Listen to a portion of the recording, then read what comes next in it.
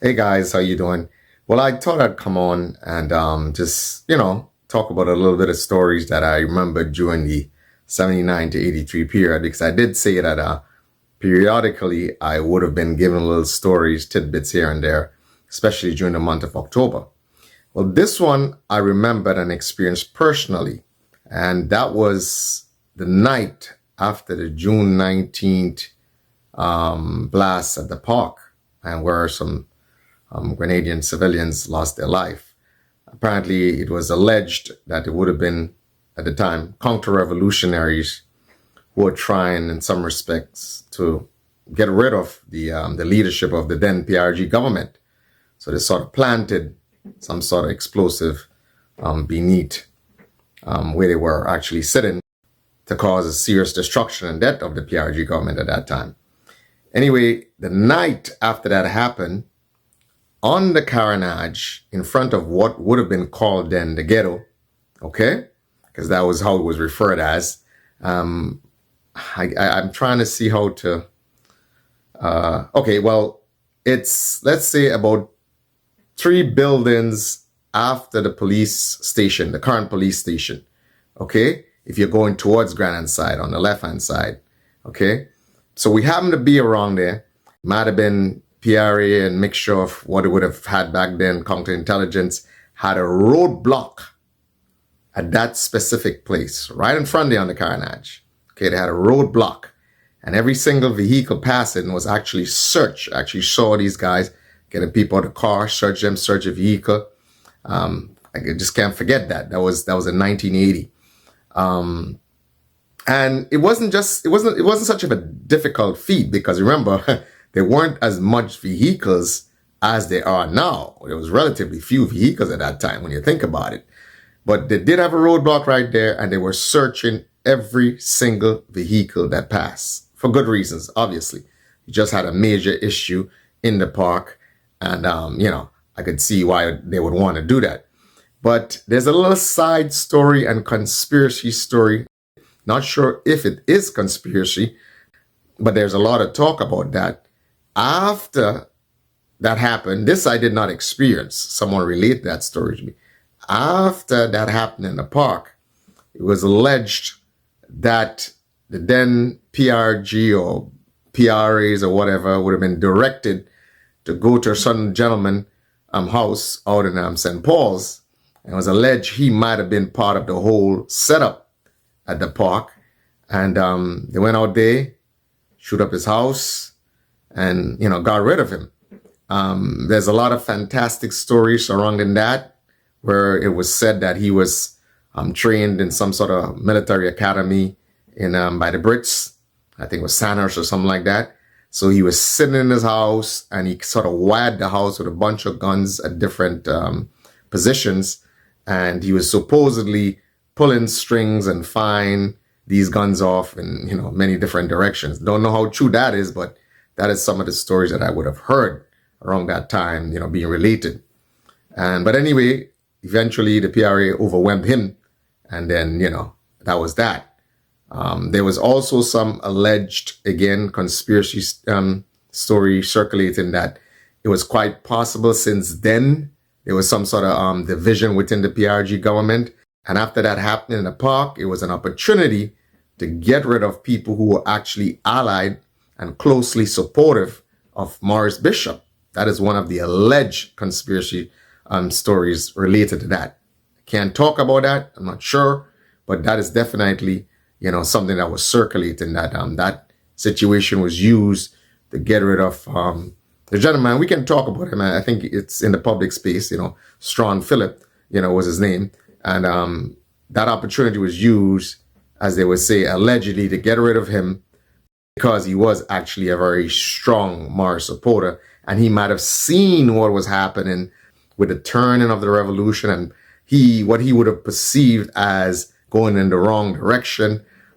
So it was alleged that he was definitely someone that a particular clique would have wanted to get rid of because he was pretty much standing in their way. Some may also say there was a bit of story where he might have been disgruntled, not happy with any military position that he might have got. is alleged, the guys from the north also had that issue. So these are some of the stories that were circulated. I cannot definitively say yes or no. I'm not sure. I don't know. People who are more part of that process might be able to shed more light on that. Feel free to comment below and, give your opinion on that.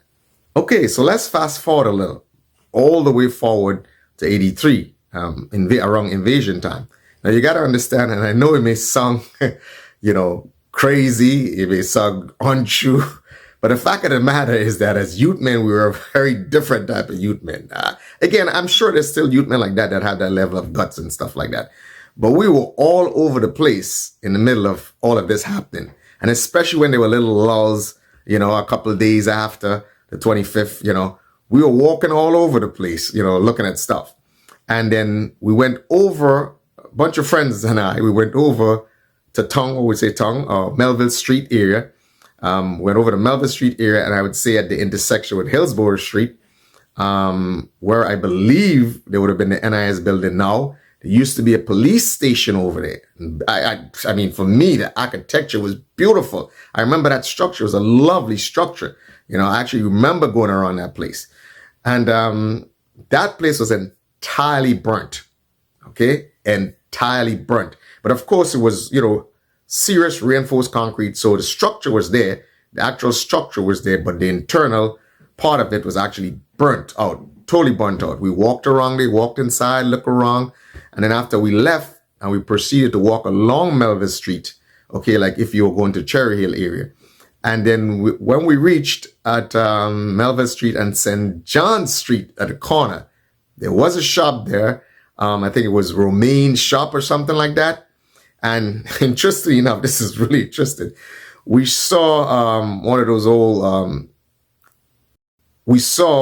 Russian-made BTRs actually driven. It looks like it was reversed into the actual shop. I mean, it might have been that, the BTR might have been traveling around Melville Street and might have heard some sort of aircraft, or might have seen something that would have been a danger, whoever was in it or operating it, and decide, you know what, let me take some cover. So they pretty much just reversed the BTR into the shop. It was, at that time, it was funny. It was a funny sight, because there it was, the BTR was just parked in the shop. You know what I'm saying? Literally reversed, walls broken down, reversed into the shop. So that was an amazing sight at that time. So we saw that. Then, of course, I might have told you that we might have walked along Tyrrell Street, and at the end of Tyrrell Street by Rock Gardens, there was a bunch, again, there's just a bunch of weapons on the ground.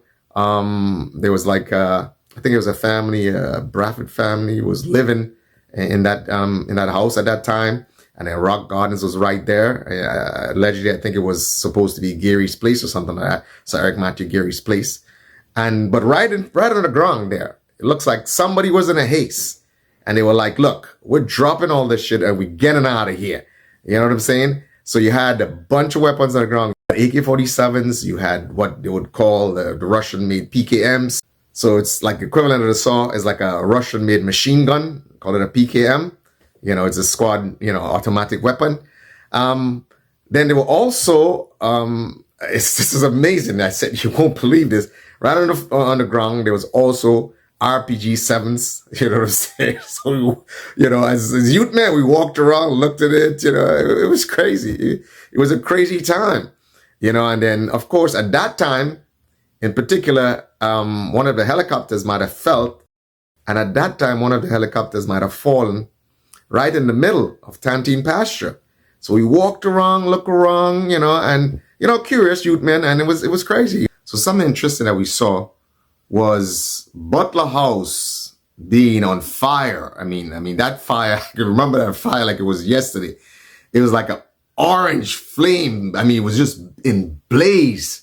Butler House, and that would be, I guess, in the Port Louis area, the little rocky area, the little, I would say mini mountain. Right on top was perched Butler House, as it was called back then. Used to be Islander Hotel. During the days when it was Islander Hotel and stuff like that, we used to walk up there on a Sunday as a Sunday walk. This would be like a a fun Sunday walk. We walk up the hill to the hotel and walk back down. You know, and this was something that people used to do back in the days, you know, at a time when we didn't have too many devices. You know what I'm saying? So you'll take a nice little Sunday walk. It was, you know, it was a thing to do, you know, go get an ice cream or something like that, or go check a movie by Regal Cinema, you know, or when Empire Cinema was operational. So this is the sort of thing that we did on a Sunday. But yeah, on top of that rocky area right there, like the Port Louis area above there, there was Butler House. You know, it was used by the PRG, you know, and remember seeing that totally engulfed in fire. You know, I mean, totally engulfed in fire. It was amazing. Just, I mean, blazing fire. And at the same time, especially at the nights, because the fire just continued, you know, and during the night, remember, nobody's going out the fire or anything like that.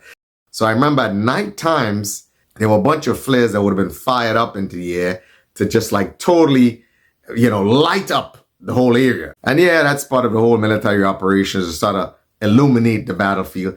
So you will see all these bunch of flares, and these flares were, wow, they were luminous. It was just so bright.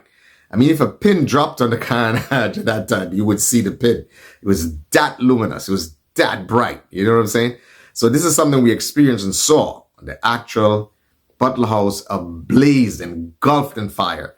This was one of the things that we saw. So just thought I'd relate a couple of those stories, you know. And as usual, more little stories will come here and there in the month of October.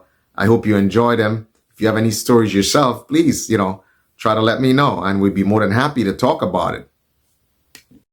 So take a look at this just to give you an idea of what Carnage Wharf area people would have experienced in the first couple of days, you know, from October 25th to about the 27th or so. Some of the things we experienced, especially the first day, was intense. It's a lot of noise and a lot of, you know, back and forth in terms of, you know, anti-aircraft fire and just, you know, fire from the helicopters and stuff like that. So, and a little bit of fire from the Spectre gunships. So take a look at this. Most of the footage you'll see Tantini area, the same Butler House I just spoke about. You'll see the old antenna for cable and wireless, as we used to call it back in the days. And you'll see a little bit of video from the Grenadian area, but a lot of it is centered around the Wharf area. So take a look at this so you'll understand what we experienced around that time.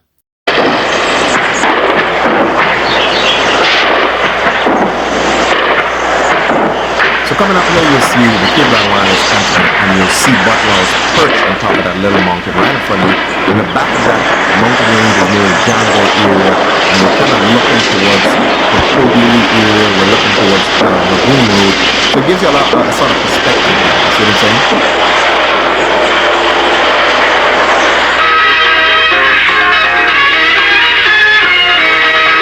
United States paratroopers have invaded Grenada with helicopter gunships.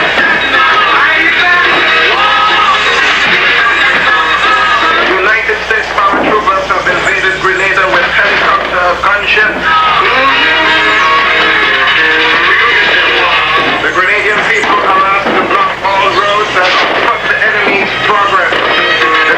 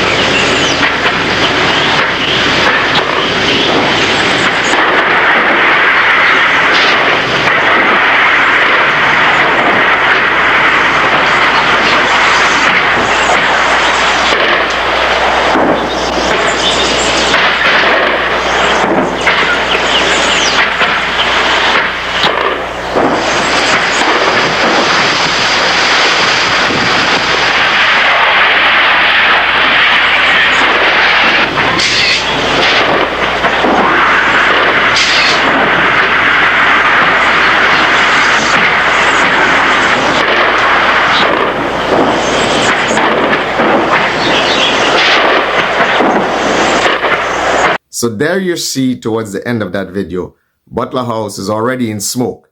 So it could possibly the fire was started by that back and forth fire. You know, I'm talking about, weapon fire here. And something might have sparked that fire. That later on the night, the whole place was on fire. All right. So there you see that. So I hope you enjoyed this video. And as I said, there'll be a lot of more little stories to be told in the month of October around invasion time. See you again on the next one.